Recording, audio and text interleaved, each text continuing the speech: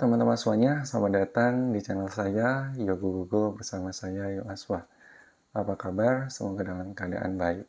Ya, kembali lagi di video pembahasan kali ini. Jadi pada video kali ini kita tuh akan membahas tentang apa sih dampak negatif dari menunda pekerjaan dan bagaimana sih cara mengatasinya. Tentunya kita semua teman-teman sebagai manusia pernah lah ngalamin rasa malas, rasa ingin menunda pekerjaan, yang dimana sebenarnya kita itu nggak pengen, tapi badan kita itu terasa berat untuk mengerjakannya.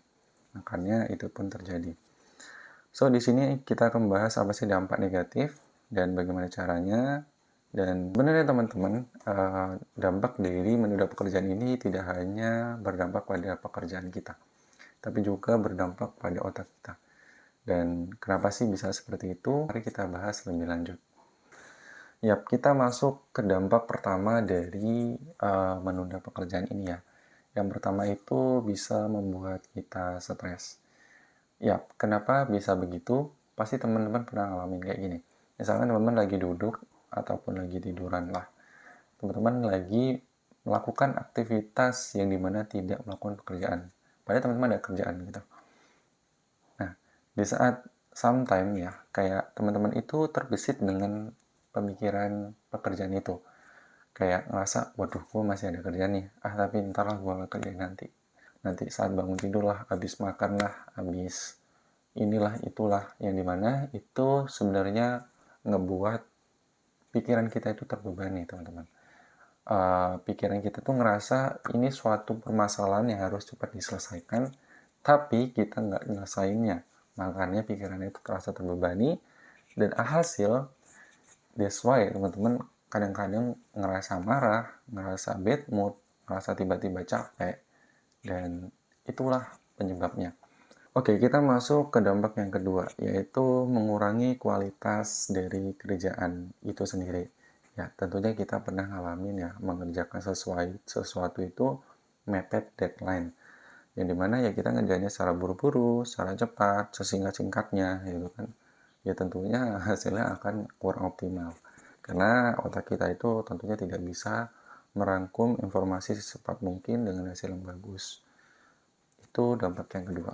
Oke, dampak yang ketiga adalah membuat kita kecanduan untuk mengulanginya lagi ya. Ketika kita sudah melakukan aktivitas yang berulang-ulang, yang dimana itu akan menjadi suatu kebiasaan, yaitu habit ya teman-teman.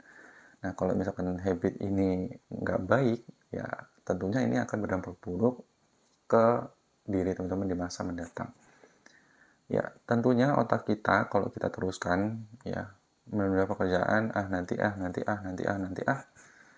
alhasil kita akan menjadi terbiasa, terus otak kita gampang burn out, gampang bosen, dan tentunya itu akan mempersulit hidup kita di masa mendatang. Oke, terus pertanyaannya gimana sih caranya supaya kita ini bisa terbebas dari sifat buruk ini ya teman-teman, menunda pekerjaan ini.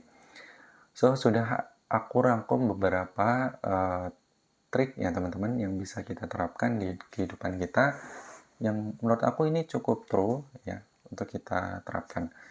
Yang pertama itu adalah 5 menit aja dulu. Ya, ini cukup menarik ya teman-teman. Ternyata setelah kita melakukan sesuatu, kita itu ngerasa enjoy, ngerasa bahwasanya, oh ternyata seru juga ngerjain ini. Dan ternyata permasalahan kita menunda pekerjaan salah satunya adalah kesulitan untuk memulai.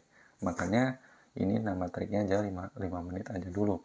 Terkadang saat kita ingin memulai sesuatu itu, langkah pertamanya itu yang berat ya teman-teman untuk memulainya.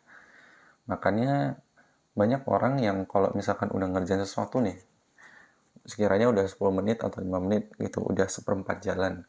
Terus dia mikir, waduh nanggung banget nih, gue selesain aja lah nanti daripada nanti gue pusing lagi, ngerjain lagi, lebih baik gue selesain sekarang.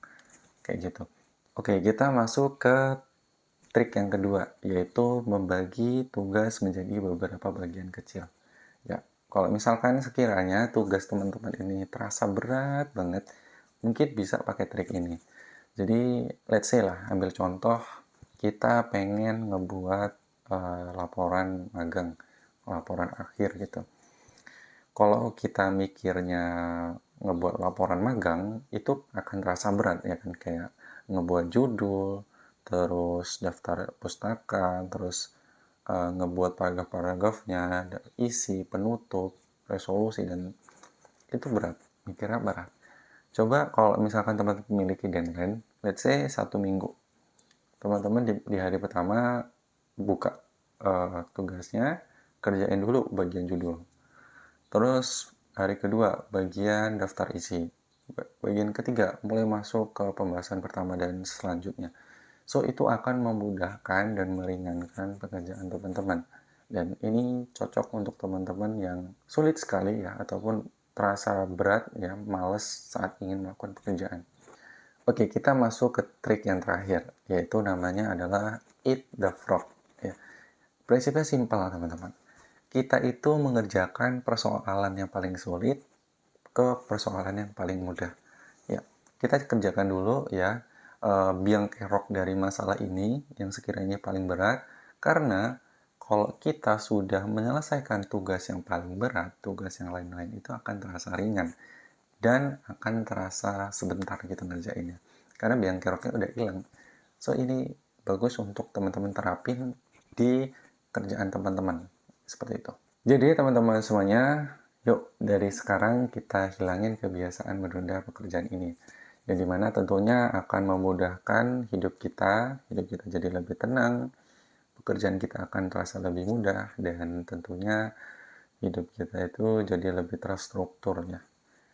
So, kalau misalkan teman-teman pernah ngalamin peristiwa yang unik, boleh diceritakan di kolom komentar. So, sekian saja videonya. Semoga bermanfaat dan sampai jumpa di video pembahasan selanjutnya. Terima kasih. Dadah.